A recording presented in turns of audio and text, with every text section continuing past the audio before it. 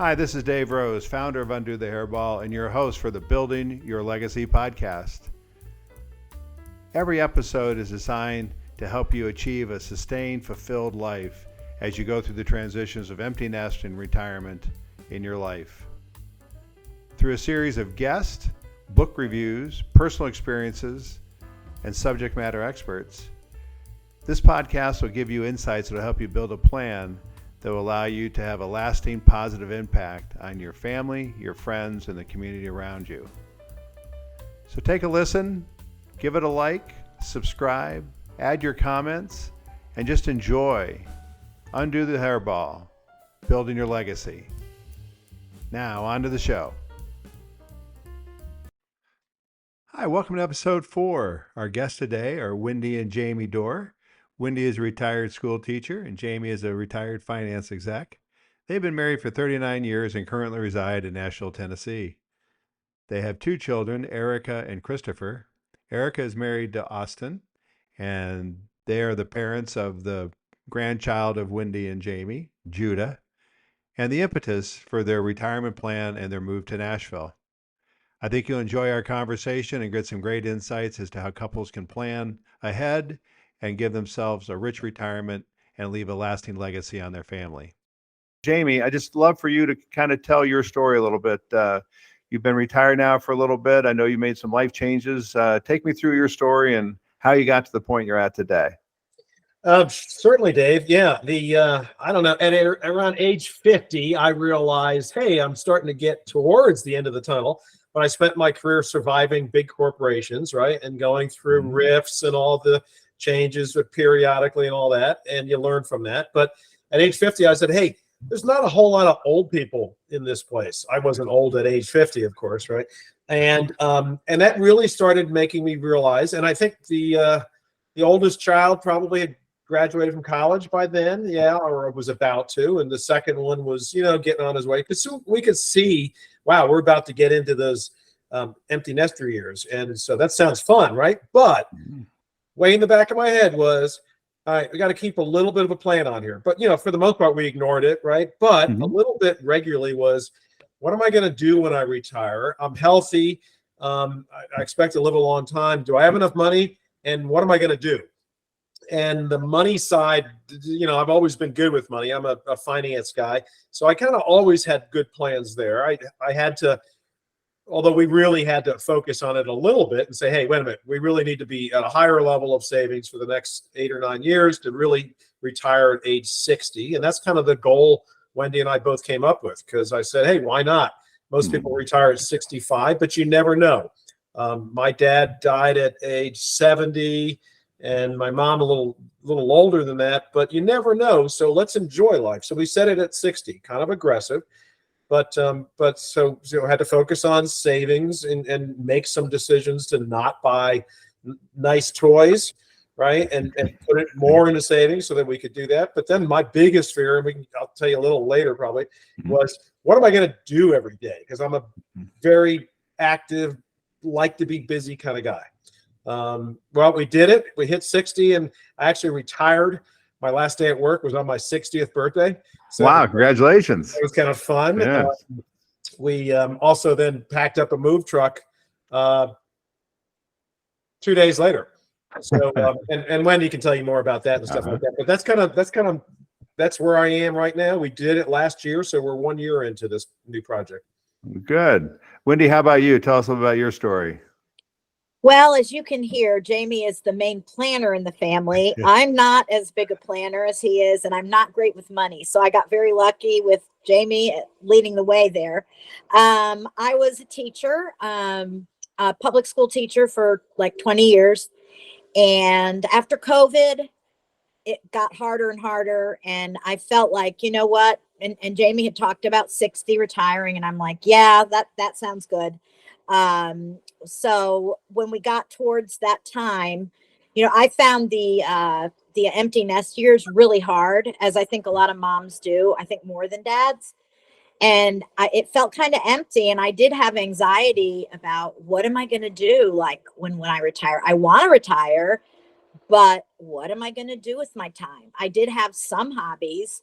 I'm not as much as hyper as my husband is. He's very Mhm. hyper and always busy. But I was thinking, what am I going to do? Well, we just got really lucky that my daughter, let us know she was pregnant with my grandchild and was due in April, and my retirement date was May. So it got that kind of really, it was luck. I mean, it was kind Mhm. of lucky that that happened, and it was a blessing. And so I knew I wanted to be involved in her life and in the child's life. Jamie and I went through a time where we were like, we didn't know how involved we wanted to get. We were like, for a while, we were going to move to Chattanooga because we thought, well, it's 2 hours away. It's in between the two kids and whatever. And then I have a very, very dear friend who I trust with my life. She's always honest. And she said, well, Wendy, what kind of grandparent do you want to be? And I was like, what do you mean? She said, because Jamie and I had grown up that the grandparents come once or twice a year. Ours Mhm. never came long, and it's fun and everything, but they're not really a part of the life, and that's okay. And the friend that I was speaking to, her grandmother was a daily part of her life, and she was telling me how much she enjoyed that. And she Mhm. said, you just have to pick, because if you move to 2 hours away, even though it's only 2 hours, it's still going to be hard to get there. So you need to kind of decide. So we talked about it and we decided and to go to Nashville. Even though it was kind of hard because my son's in Atlanta, but I mean, we joke around and said, well, you didn't procreate first, so stay Exactly. close Yeah. to get us. You get to But the back of the line. exactly, but he was fine. But so yeah, and so it turned out really well, and we were both able to retire. She had the baby, and we moved the week after, the month after that. So uh but I have found, as we'll discuss I guess later, some things to do other than that, because I didn't want to do that every day. I didn't want to do it all the time, and I didn't want to do it alone. Like, I Mhm. didn't want to be a daycare for her kid. Right. I wanted it to be something that Jamie and I could do together. Cool. And so and we're expecting the second one in January, so then it's really going to get interesting. Yeah, So exactly. Becomes work anyway, it then. Yeah. like, long story short, it was really luck. It was lucky. Mhm. It's like the God or whoever, whatever, put that kind of happened, and it kind of gave Mhm. me a purpose Cool. to retire. Cool. Tell me a little bit about what you miss about your years teaching. Are there things that you miss? And then if you've missed them, how have you replaced those things? Yeah, I do miss some of it. I miss the kids. Mhm. I miss having coworkers and being part of a staff. Um, and yeah, I do. I miss that. And I miss being really busy in a way, but I Mhm. don't miss it. I think if I went back to it, I would want to go back to retirement. Like, I say I would like it, but I'm pretty busy now, so it's fine. But um, really, to make up for that, I've started volunteering. I do I volunteer at the zoo as a docent, which is teaching Okay. about the animals, which There you is go. kind of gives me the teaching thing. There's lots of kids involved there. I also do some programs at the zoo where I can help the people teach. And I also have just started recently volunteering at a charter school right near our house, Okay. helping the teachers there. So, there's always something to do. You just Cool. have to find it. Right. You, Cool. Wendy replaced the good things she liked with all of the same, and then she dropped everything else: the There you administration, go. the parents, etc. Yes. My wife was also a former teacher, retired teacher, and it's the same story, right? It was nice to leave some of that behind. So Yes. speaking of that, Jamie, from your standpoint, I know you were in, as you said, the corporate world for a while. That's how you built your career. What do you miss about that, and how did you replace it? Yeah, that's a good question. I was blessed to have some really good jobs. I liked almost all the time. Monday morning was always not a bad thing. It was okay. Let's finish the work we were doing last week, and build it. diving into a problem and figuring it out and coming up with strategy and presenting that to vice presidents and all that kind of stuff was really fun, right? A lot of work, but I had done that a lot, so it wasn't as new as it was in the beginning. It became a thing, right? No big deal, but I realized I did miss that. So now I didn't miss all the other stuff, which is 95% of the rest. Yes. Yeah, exactly. And the expectation, hey, the commitment, it's every day, right? So what I found myself now, I've got my little office up in the third bedroom. It's even a better office than before. He's there for hours. No one really knows what goes on there. And there's a whole lot when you retire, and we don't have we have a little pension, no annuities. I don't like annuities. So it's a little pension, but there's a whole lot to manage with money, more than I realized before. And I kind of naturally do this. But besides that, what have I done in the last year? An old coworker asked me right before I went to retire if I could lead one of his college classes at Rochester Institute of Technology on the 3 classes of accounting, right? And I'm not an accountant, but I've dealt with accounting a lot. So I've done that now 3 years in a row. So that's just a twice a year thing, fall and spring. And I get on Zoom and I teach, and it's kind of fun. And I've also done I became an expert interviewer. I signed up, I ignored these guys for months, and I finally said, sure. And they pay me a ridiculous amount of money per hour. And I only get like 4 hours a month, but they want my opinion on my old industry, right? So I do a little prep. Sometimes I don't have to prep at all. Other times I actually have to go and see what's current and look at some industry statistics and analyze. I've still got my Excel spreadsheet up, and I'm doing this, right? And I realized that's fun. I still like to be the analyst that I kind of was in my old role. But just a little bit, right? And it's the freedom of, okay, I've got it out of me now, especially if the weather's not good, right? If the weather's nice, then we don't do any of that stuff. So those are the things I miss. All right, socially, the only other thing, all right, coworkers, but coworkers are coworkers. It's nice to talk to them, but you're not really a deep relationship. I didn't really miss that. But in moving, we've lost, we still have our friends in Atlanta. We don't see them as much. So there's a little bit of social misconnections, but I'm working on building that, and that'll take time. But that's kind of the one thing I miss from work that I don't have, except there's a big one. Wait a minute, there's a really big one, right? Okay. Which is, because I talked about the real deep thing is, hey, I thought my whole value in life was me, the smart guy in the room. Bingo. Tell the VPs this is the pros and cons of something, right? And that's how I got reinforcement throughout 40 years of work. And I realized that long ago that that's not really true. I can go and fix something or lay out the garden or do something in my neighborhood or help volunteering and get that same level of satisfaction. It won't deal with millions of dollars of money, but it does the same thing. So I got over that. I started getting over that probably 5 or 6 or 7 years ago, and I think it's no problem. But I know a lot of people have a big problem with losing that power that they think that they had in their old role. Yeah.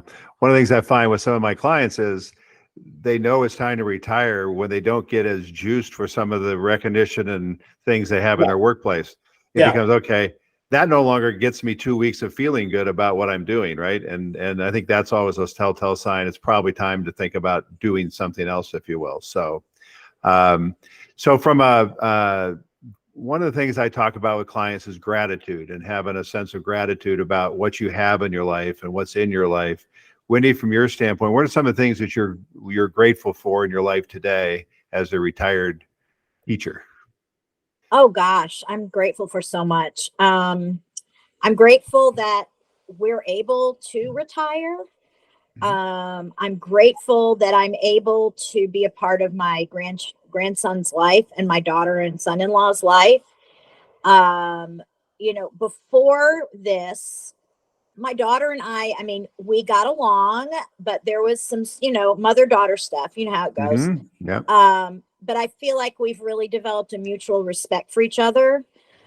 She respects me as a grandma and I respect her as a mom, and it's a whole different relationship. So I'm grateful for that. And just grateful for Jamie that he planned enough that we were able to do this, and just that he's a fun guy to be around, and we have a lot of fun together. Just everything. I'm grateful for my life. It's really the best part of my life so far, I think, is Good. time. It's been Good. really, really great. And just, a lot of people say to me, oh, you're the daycare for your daughter and it's your time. And, my response to that is, well, what more important job is there? I agree It's kind of completely. like, how could you be a teacher? I Right. could do You're that. true. Yeah. Well, how much more important job is there than influencing these children? Well, this is even more because it's my flesh and blood child, Mm-hmm. that grandchild that I'm influencing. And if I'm able to help, and because the daycare here is just so ridiculous and there's no Right. way, it's really a problem, but that's a whole other podcast. Yeah. But I mean, Yeah. Yeah. yeah, just very grateful for my health also. I've remained very healthy, which has been good. And, I continue to work on that. So Good. Good. Well, you fall right into my legacy framework, as I tell people, your legacy is the positive impact you leave on others. And what you're describing is exactly that. It's not about how much money you have in the bank or does somebody pay you or anything like that. It's about, your vision is your grandkids are going to be better human beings because their grandmother has spent time with them, and your kids are going to be in a position to have a better life because you're taking some of the burden off of them. And that's a neat legacy. So it's exactly what it's about. All right, Jamie, from your standpoint, as you think about kind of that achievement cycle and jumping off that, kind of paddle wheel, if you will, what plans do you have in the future? Do you have specific plans out there of things you still want to tackle? Or are you taking life more as it comes to you? You're making decisions on kind of that I'll do and that I won't. Tell me a little bit about kind of as you cast out in the future, what you see. Yeah, well, I'm always trying to be more spontaneous, right? But I Mm-hmm. still am a planner, so I can't not just plan. One of the things I've realized that I've been doing, maybe I probably never even told you this, Wendy. Wendy might say, "Hey, do you want to do X?" And I'm like, "Okay, well, in my head I was going to do Y this afternoon," but then I'm like, "Wait a minute, there's really not anything pressing. If my wife wants to do something else, even if I don't love it that much, it might be fun. I might learn about a new part of town or something. Just say yes. If my wife wants to do something with me, say yes." And I've been learning to do that more. And then I get to my other thing later. But I started in this whole planning thing, right? 5-10 years ago. I said, I need a bunch of hobbies, right? And I was working all the time and we were raising kids.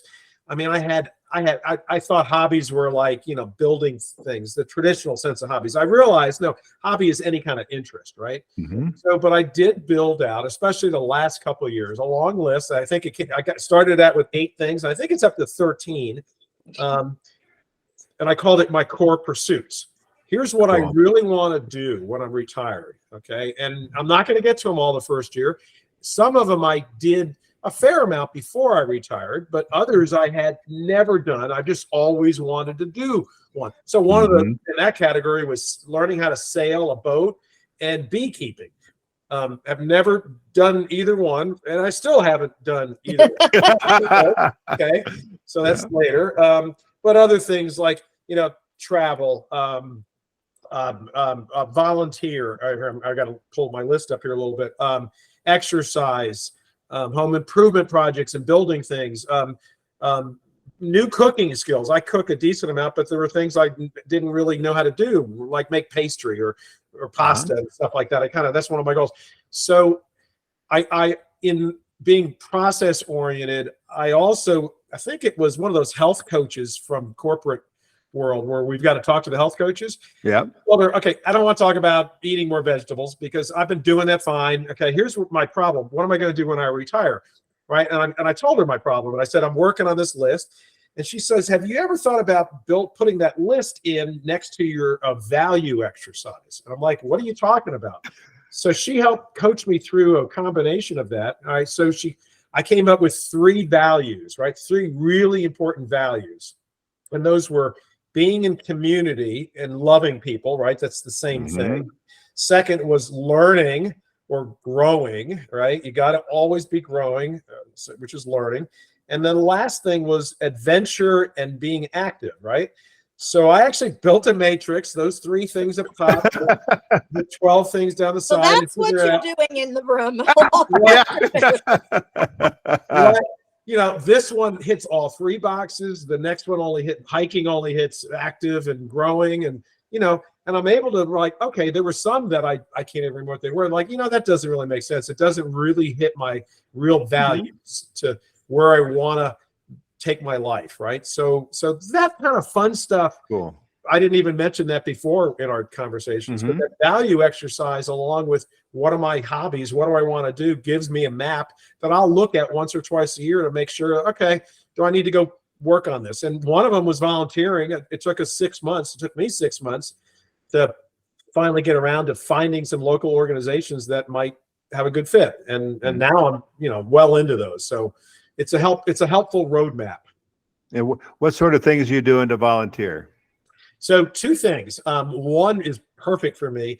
It's a street paper in Nashville called The Contributor. And a street paper is a paper that is usually written by homeless people or about homeless people. And it's an avenue for homeless people to make an income. So the organization will print a paper every 2 weeks. There's a paid editor and a small staff. And then the organization will sell it to the homeless vendors who are almost always homeless in the beginning for 25 cents. And then they'll resell it on the street for $2. And so basically this organization gives them a job and helps them become entrepreneurs. We're not paying them a salary. It's up to them. So they learn they got to show up for work. They got to smile at customers. They got to collect from customers. And it gives them, reinforces skills they might have had in the past. There's all kinds of issues I've seen with homelessness, right? So I work in the office and 1 day a week. I interact with them. I also give them their papers and take their money and record it in the ledger. But the biggest thing is I get to talk to them. And I'm like the sales consultant. My sales team, my old salespeople are laughing at me because I'm coaching homeless people on how to sell. Why don't you think you sold many? Or are you putting the right hours in? You got to smile. And I try to be nice about it, but I'm also pushing them all to do that. So that's what the other one is, full on exercise and activity. Habitat for Humanity. I'm a supervisor on site, they call it, an SOS. Okay. They'll give me 6 or 8 people, and I'm just 1 step ahead of them in skills. But the goal will be to paint the inside of the house today, right? It'll be a church group or whatever group is volunteering. I'm kind of the volunteer supervisor in my one little house that we're working on. Okay. So it gives me my supervisory skills as well as let me get my hands dirty. Now, one thing I did want to add is, I don't know if Jamie agrees with me, but I think moving to a new city when you retire is really, really good. Really positive. Yeah. It just makes it seem like you're starting a new life. You're not just like stopping your life. Yes. Yeah. You know? But I guess for some people that's not possible, or they've got family they have to take. I mean, but for me, that was really, really good for me. And I agree. Able to start over. Wendy, I agree. We were kind of blessed with our daughter being pregnant at the same time, right? If that had not happened, we would have stayed in Atlanta. We would have kept debating mountains or ocean, right? And when the news about pregnancy came in, I lost all my votes at the yeah. So it became Nashville, but we probably would have stayed in Atlanta for a couple more years, and that would have been a little harder because you're in your rut, you're in your thing. There's no cool restaurants to try. We've done them all, right? So certainly moving, even if you could justify it, move quicker and not later. That is a big thing. And then you move somewhere fun, right? Exactly. I think that's a good point too, about the kind of, like you say, the mountain, ocean, lake thing. A lot of people define that as the end point, and it really is a launching point, right? You all landed in Nashville and it launched a whole different phase of your life. And I think some people think of retirement as stopping or slowing down or whatever, but you're in a vibrant city doing a lot of cool stuff. Yeah, it also forces you to and this is great. We used to talk about this regularly, outside of complaining about what the boss was doing to me today, right? But both of us. But then you talk about good stuff. Are we country? And we lived in the suburbs for most of our lives. But do we want the mountains or the ocean can be more rural or fewer people, right? More isolating. And isolating, or are we city people? And even that ocean, the fun thing, if you live in the mountains, there's more introverts in mountain communities than the ocean. The ocean, you seem to run into people at sunset on the beach more, having a cocktail. Whereas, you get into some stereotypes there, but I think there might be some truth to that. But we realize we're city people, and I love going out in the country, but I don't know if I could live there. So it'd be really tough if you made this big move and you built your, whatever they call it, the final house, the perfect house. Lots of people, I've read lots of people after a couple of years realize that's not for me. Yep. And that happens a lot. So, all right. Well, so Wendy, we've talked a lot about your path. What has surprised you most about your retirement? What are you most surprised about? I'm most surprised that I can stay as busy as I am and be retired. And that there's so much to do. There's so much to help with, volunteering is wonderful. Yeah. Have you found yourself feeling too busy at times, or are you able to calibrate being busy enough, but not overdoing it? Right. If I start to feel like I'm getting too busy, I just skip a couple days, There you go. It surprised me that how busy I can be being retired. Yeah. Yep. Agreed. All right. One final retirement question, then we'll get to the 3 questions. And this is for both of you. And Jamie, we'll start with you. You've covered a lot of ground, but if there's a couple pieces of advice you would give people listening to this podcast that are in the throes of thinking about retiring, what kind of advice would you give people as they begin that journey down toward retirement? All right. I think it's financial, right? If you can't retire if you don't have enough money, you might get forced out. I saw that all the time, especially corporations. So you better have enough money, right? Because it might happen before your timetable, a year or 2 or 3. So people should really spend time with a good financial planner. Most people I know don't understand very much on how much do I need and how do I get there and all that stuff. I've lived it for 30 years. I love that stuff, right? If it wasn't for the huge amount of certification that I would have to take, even I thought about maybe I should become a certified financial planner when I retire. It's too much work.